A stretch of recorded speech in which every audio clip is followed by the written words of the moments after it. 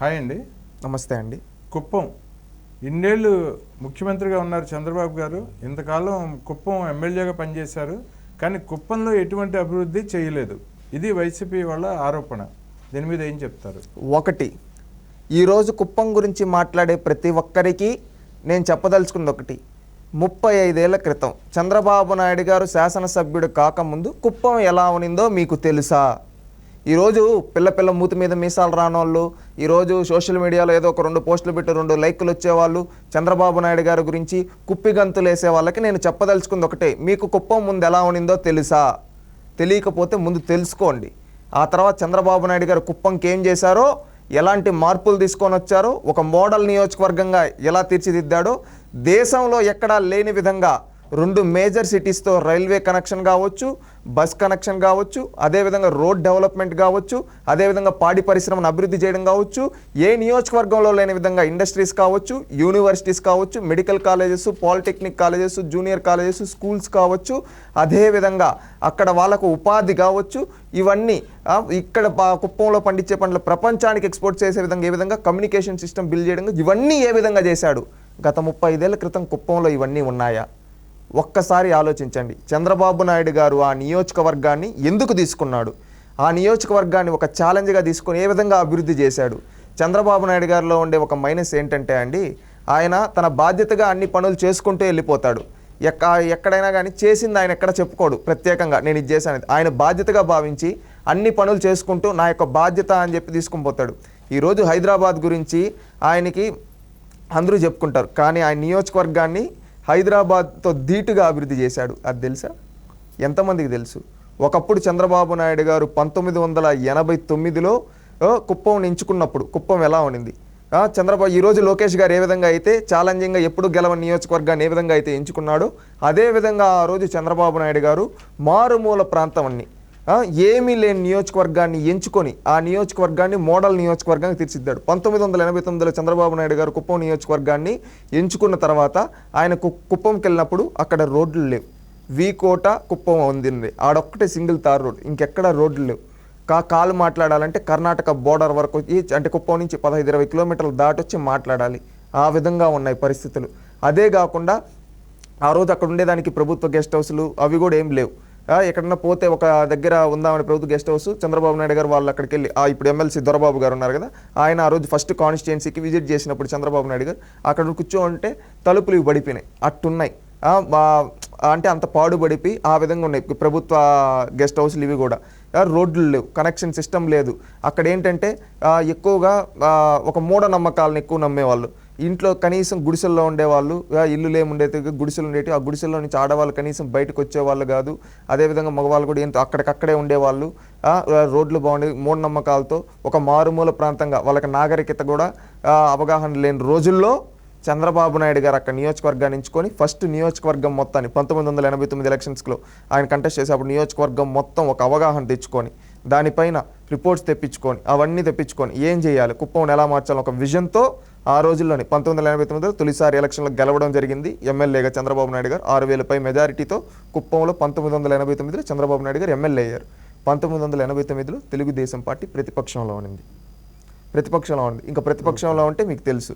కానీ అప్పటికి ఆయన నిధులతో ఆయన ఏం చేయగలడు, ఆ టైప్ ఆఫ్ అభివృద్ధి కార్యక్రమాలన్నీ చేశాడు. ముందుగా అక్కడ చేసింది ఏంటంటే ఇరిగేషన్ మీదండి. ఒకప్పుడు ఏంటంటే అక్కడ చెరువులలో నీళ్ళు ఉంటేనే పంటలు పండేటివి. ఆ చెరువుల్లో నీళ్ళు లేకపోతే ఇంకా పంటలు లేవు. అలాంటప్పుడు ఏం చేశాడంటే మొత్తం ఒక ఎంక్వైరీ చేసి మొత్తం రిపోర్ట్స్ తెప్పించుకొని ఎక్కడెక్కడ నీళ్ళు నిలుస్తాయో, ఎక్కడెక్కడైతే నీళ్ళు నిలబడతాయో అక్కడంతా చెక్ డ్యాములు కట్టేయండి. నియోజకవర్గంలో ఉండే మండలాల్లో అన్నింటిలో చెక్ డ్యాములు కట్టించేశారు చంద్రబాబు నాయుడు గారు. ఎందుకంటే వానల బడి వచ్చి ఆ నీళ్ళంతా అక్కడ స్టోర్ అయితే ఆ నీళ్ళను ఉపయోగించుకునే విధంగా చంద్రబాబు నాయుడు గారు రూపకల్పన అనేక చెక్ డ్యాములు రాష్ట్రంలో ఎక్కడా లేని విధంగా కుప్పంలో చెక్ డ్యాములు కట్టేయడం జరిగింది. ఎప్పుడు 1990లోనే. అంటే ఆయన తొలిసారి ఎమ్మెల్యే అయినప్పుడు అక్కడ ఫస్ట్ టైం ఎమ్మెల్యే అయినప్పుడు నీటి సొల్యూషన్ ఏంటంటే నీళ్ళు తీసుకొని రావాలంటే ఇప్పుడంటే ఆంధ్రనీవా ఇవన్నీ ఇంటర్లింక్ చేసి ఇప్పుడు ఆ నీళ్ళని ఇక్కడికి తీసుకొని వచ్చారు. కానీ అప్పట్లో షార్ట్ టర్మ్గా మనం ఏం చేయగలుగుతామని భావించి చెక్ డ్యాములు కట్టి ఎక్కడికక్కడ వానలు పడి నిలబడే నీళ్ళు కావచ్చు, చెరువుల్లో వేస్ట్ అవ్వకుండా కావచ్చు. మళ్ళీ ఇంకొకటి ఏం చేశారంటే చెరువుల్లో డెప్త్ను పెంచారు. చెరువుల్ని పటిష్టం చేశారు. అంటే చెరువులు అంటే నార్మల్గా ఇంకా చెట్లు ఇవన్నీ ఉండిపోయి ఎట్టబడితే అటు ఉండిపోతే కొట్టుకోబోతే అలాంటి దగ్గర మొత్తం క్లీనింగ్ చేపించి చెరువుల్ని పటిష్టం చేసి దెప్తను పెంచి నీళ్లు స్టోర్ అయ్యేదానికి ఈ విధంగా చేయడం జరిగింది. ఇక్కడి నుంచి అభివృద్ధి కార్యక్రమం అనేది మొదలుపెట్టారు చంద్రబాబు నాయుడు గారు. ఏంటంటే ఇక్కడి నుంచి మీరు చూస్తే మొత్తం మీద ఎన్ని పండించారు పంటలన్నిటికీ పండించుకునేదానికి ఈ వాటర్ సిస్టమ్ ఉంది. వీటి ద్వారా బోర్స్ ఉన్నాయి. వీటి ద్వారా డ్రిప్ ఇచ్చాడు.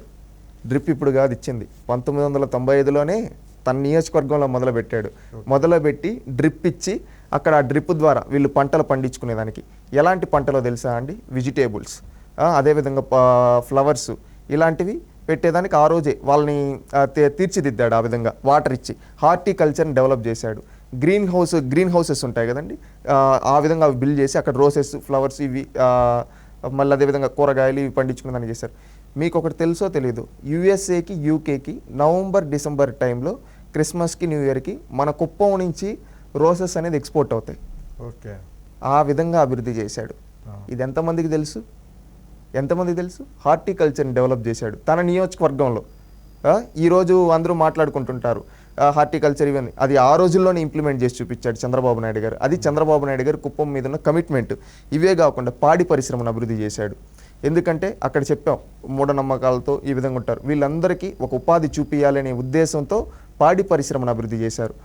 ఆవుల్ని డిస్ట్రిబ్యూట్ చేసి వాటికి మళ్ళీ సబ్సిడీలు ఇచ్చి వాటికి దానా ఇవి ఇచ్చి, అదేవిధంగా దాన్ని అన్నీ మనం ఎలాగంటే లోన్స్ ఇచ్చి ఒక్కొక్క 3 లక్షల నుంచి 4 లక్షల వరకు ఈరోజు మిల్క్ అనేది ప్రొడ్యూస్ అవుతుంది ఒక కుప్పంలోనే.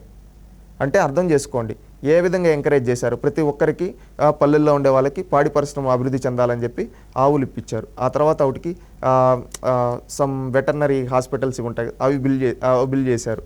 ఆ తర్వాత అక్కడ అవుటికి పై ఏమన్నా ఇవి వస్తే అవుటికి మళ్ళీ ఇన్సూరెన్స్ ఇచ్చారు. ఈ విధంగా చేసి ఈరోజు ప్రతి ఒక్కరూ వాళ్ళ కాళ్ళపై నిలబడుకునే విధంగా చేసి పాడి పరిశ్రమను అభివృద్ధి చేసి ఈరోజు కుప్పంలో ఉండే వాళ్ళు 3 లక్షల నుంచి 4 లక్షలకు పైగా మిల్క్ ప్రొడ్యూస్ చేస్తూ ఉన్నారంటే అర్థం చేసుకోండి ఏ విధంగా ఆ రోజు పాడి పరిశ్రమని ఎంత స్ట్రాంగ్ చేశాడు వాళ్ళ కాళ్ళపై నిలబెట్టుకోవడానికి. ఇది చంద్రబాబు నాయుడు గారు చేసిన అభివృద్ధి అక్కడ వాళ్ళని స్వయం ఉపాధి రంగంలో. అదేవిధంగా రోడ్స్ అండి, ఈరోజు చూస్తే అవుట్ సైడ్ ద విలేజ్ ప్రతి village to village tar roads ఉంటాయి, inside the village CC roads చేశారు. ఏ నియోజకవర్గంలో లేని విధంగా ప్రతి ఒక్క గ్రామానికి సీసీ రోడ్డు తార్ రోడ్డు వేసిన ఘనత చంద్రబాబు నాయుడు గారిది. ఇదే కాకుండా ప్రతి ఒక్క పల్లెల్లో వాటర్ ట్యాంకులు కట్టించాడు. ప్రతి ఒక్క పల్లెలో, ఈ పల్లెలో లేదు అనే దానికి లేదు, ప్రతి ఒక్క పల్లెలో వాటర్ ట్యాంకులు కట్టించారు. ఇవే కాకుండా నియోజకవర్గంలో ప్రైమరీ హై స్కూల్స్ కావచ్చు, ప్రతి పంచాయతీలో ఖచ్చితంగా ప్రైమరీ హై స్కూలు, అదేవిధంగా ఎక్కడ కుదిరితే అక్కడ జడ్పీహెచ్ఎస్ హై స్కూల్, మండల పరిషత్ హై స్కూల్స్, అదేవిధంగా ప్రతి మండలంలో జూనియర్ కాలేజు, అదేవిధంగా పాలిటెక్నిక్ కాలేజు, ఇంజనీరింగ్ కాలేజు, అదేవిధంగా మెడికల్ కాలేజు, అదేవిధంగా ద్రవిడ్ యూనివర్సిటీ, ఇవన్నిటిని అభివృద్ధి చేశాడు. ఏ నియోజకవర్గంలో ఉంటాయి? ఒక యూనివర్సిటీ, ఒక మెడికల్ కాలేజ్, ఒక పాలిటెక్నిక్ కాలేజ్, అదేవిధంగా ఇంజనీరింగ్ కాలేజు, ప్రతి మండలంలో జూనియర్ కాలేజీలు, స్కూళ్ళు, ఇవన్నీ చంద్రబాబు నాయుడు గారు అభివృద్ధి చేశారు. ఒకప్పుడు ఇవన్నీ కుప్పంలో లేవు. చంద్రబాబు నాయుడు గారు శాసనసభ్యుడు కాకముందు ఇవన్నీ చంద్రబాబు నాయుడు గారు తీసుకొని వచ్చారు. అది చంద్రబాబు నాయుడు గారి కమిట్మెంట్. ఈరోజు తెలియని పిల్లనాయాళ్ళు మూత మీద మీసం కూడా సరిగ్గా రానోళ్ళు సోషల్ మీడియాలో పెట్టి కాకి కూతలకు వస్తూ ఉన్నారు. వాళ్ళకి ఇదే సమాధానం. ఈరోజు జగన్మోహన్ రెడ్డి నియోజకవర్గంలో యూనివర్సిటీ ఎప్పుడు తెచ్చాడయ్యా? ఎప్పుడు తెచ్చాడు? అది ఎక్కడున్నాయి? మెడికల్ కాలేజ్ ఎక్కడుంది? ఇంజనీరింగ్ కాలేజీలు ఎక్కడున్నాయి? చెప్పండి సమాధానం. వాళ్ళు అప్పటి నుంచే కదా. ఇవి చంద్రబాబు నాయుడు గారన్నా 1989, రాజశేఖర రెడ్డి అయితే 1978 నుంచే ఉన్నాడు. ఏం తెచ్చాడు? ఇవన్నీ తెచ్చాడా? అక్కడ ఉండే రైతులు ఆదుకున్నాడు. నీళ్ళు ఇవ్వకపోతే చంద్రబాబు నాయుడు ఇచ్చాడు నీళ్లు. అది చంద్రబాబు నాయుడు గారి కమిట్మెంట్. మళ్ళీ ఎంఆర్ఐ స్కాన్ తీసుకోవాలంటే ఉమ్మడి చిత్తూరు జిల్లాలో కుప్పంలో తీసుకునే విధంగా, అంటే కుప్పంలో ఆ విధంగా ఎంఆర్ఐ స్కాన్స్ ఇవన్నీ చేసి ఇవన్నీ పెట్టారండి. ఈ విధంగా చేశారు. మళ్ళీ ఇవే కాకుండా ఇండస్ట్రీస్ చంద్రబాబు నాయుడు గారు తీసుకొని వచ్చినట్టు ఏంటంటే మీకు కొన్ని పేర్లు చెప్తాను.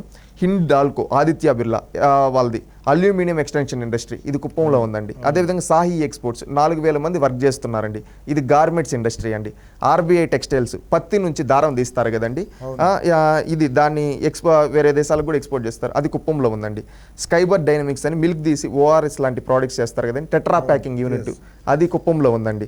ఇదే కాకుండా ఇలాంటివి అనేక పరిశ్రమలు తీసుకొని వచ్చారండి కుప్పంకి. ఇన్ని పరిశ్రమలు పులివెందుల్లో అయినా ఉన్నాయా? లేవు. లేవు. అది చంద్రబాబు నాయుడు గారు ఏం చేశారనే వాళ్ళకి సమాధానం. ఇంకొకటి మిడ్ డే మీల్ ప్రోగ్రామ్కి ఏం చేశారంటే ఇస్కాన్ వాళ్ళు అక్షయ్ పాత్ర వాళ్ళతో టైఅప్ అయ్యి కంప్లీట్లీ ఆటోమేటెడ్గా తయారయ్యే విధంగా చేశారండి. ఆ తయారు చేసిన దాన్ని పూర్తి హైజీనిక్గా అది అన్నా క్యాంటీన్ ద్వారా పెడతారు. మళ్ళీ ఆ చుట్టుపక్కల పేదవాళ్ళకి భోజనం పెట్టడానికి దీన్ని యూజ్ చేస్తూ ఉన్నారండి. మళ్ళీ ఇంకొకటి ఏంటంటే ఖాంద్రీ నీవా. ఈరోజు జగన్మోహన్ రెడ్డి మొన్న డ్రామా ఆడాడు కదా, దీనికన్నా ముందుగా చంద్రబాబు నాయుడు గారు ఈ హాంద్రీగా కంప్లీట్ చేయడం కోసం తాను ముఖ్యమంత్రి అయిన ప్రతిసారి కంప్లీట్ చేసుకుంటూ ఒక్కొక్క దగ్గర నుంచి కొన్ని పనులు చేసి 400 కోట్లకు పైగా ఖర్చు పెట్టారండి. ఓకే. చివరి ఘట్టం వరకు నీళ్ళు తీసుకొని వచ్చారు. అప్పుడు గవర్నమెంట్ మిస్ పోవడము, లాస్ట్ మినిట్లో ఈ సైకో రావడం, ఈ సైకో ఆపేయడము, మొత్తం కక్షగా టాపేశాడు. మొన్న ఏదో డ్రామా ఆడాడు, ఆ డ్రామా కూడా ఫెయిల్ అయిపోయింది. కానీ ఖచ్చితంగా రేపు వచ్చినప్పుడు ఇస్తారు. ఎందుకంటే కొంతమంది అడుగుతారు, చంద్రబాబు నాయుడు గారు 14 ఏళ్ళు ముఖ్యమంత్రి. ఈరోజు నీళ్ళు అనేది అది ఉమ్మడి రాష్ట్రంలో ఉన్నప్పుడు పరిస్థితులు వేరున్నాయి, ఇప్పుడు వేరే పరిస్థితులు ఉన్నాయి. అప్పుడు అవి ఎక్కడి నుంచి శ్రీశైలం నుంచి తీసుకొని రావాలి.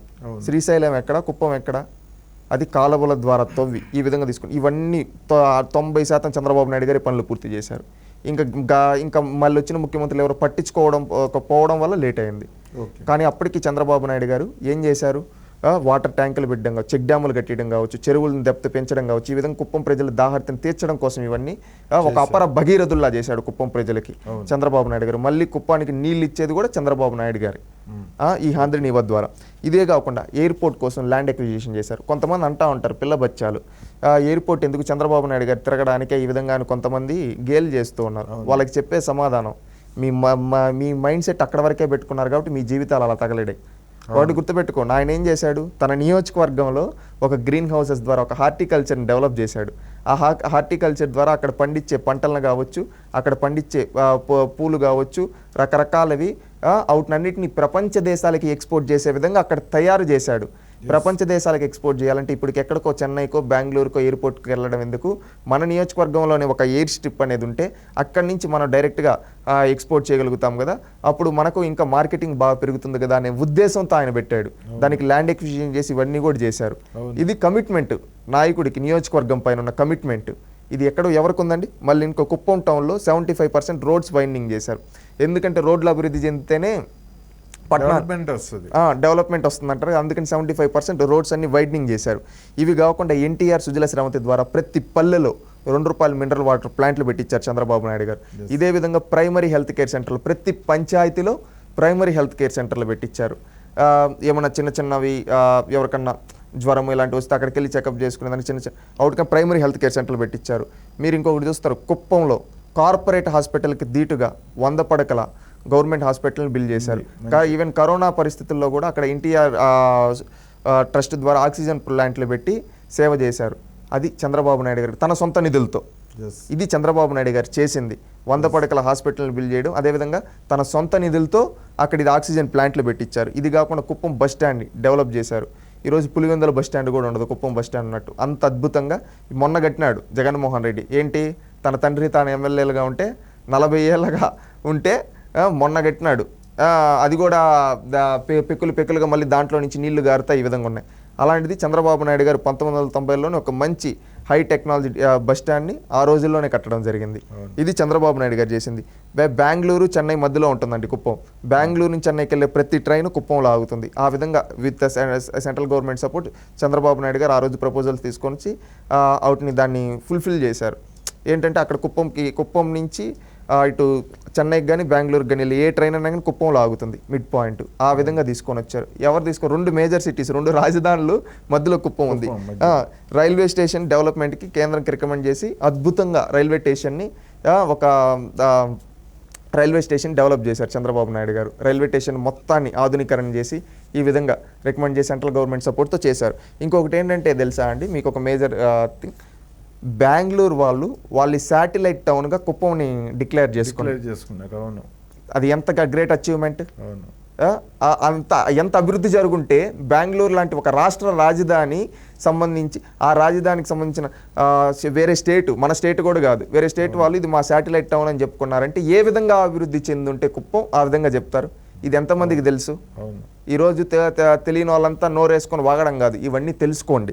మళ్ళీ ఇంకొకటి, కేజీఎఫ్ ఎమ్మెల్యే అండి ఒకసారి కాదు అనేక సందర్భాల్లో కర్ణాటక అసెంబ్లీలో ఏమని చెప్పారు తెలుసా, మాకు బెంగళూరు కన్నా కుప్పం ఈజీ, కుప్పంలో అన్ని ఫెసిలిటీస్ ఉన్నాయి, మాకు బెంగళూరు మా కేజీఎఫ్ నుంచి కుప్పంకి వెళ్ళే రోడ్ని బాగు చేయండి చాలు, మేము అక్కడికి వెళ్ళి మేము పనులు చేసుకుంటాము, ఎందుకంటే మాకు కుప్పంలో అన్ని ఫెసిలిటీస్ ఉన్నాయి, బెంగళూరుకి రావాల్సినంత దూరం ఉంది, మాకు కుప్పం దగ్గర మా కుప్పంకి వెళ్ళే రోడ్ని బాగు చేయండి అని శాసనసభలో కేజీఎఫ్ ఎమ్మెల్యే చెప్పారంటే కుప్పంలో ఏ లెవెల్ ఆఫ్, ఒక రాష్ట్ర రాజధాని మాకొద్దు, మేము కుప్పంకి వెళ్ళి పనులు చేసుకొని వస్తామని చెప్పారంటే ఏ లెవెల్ ఆఫ్ ఫెసిలిటీస్ ఇన్ఫ్రాస్ట్రక్చర్ ఉందో ఒక్కసారి అర్థం చేసుకోండి.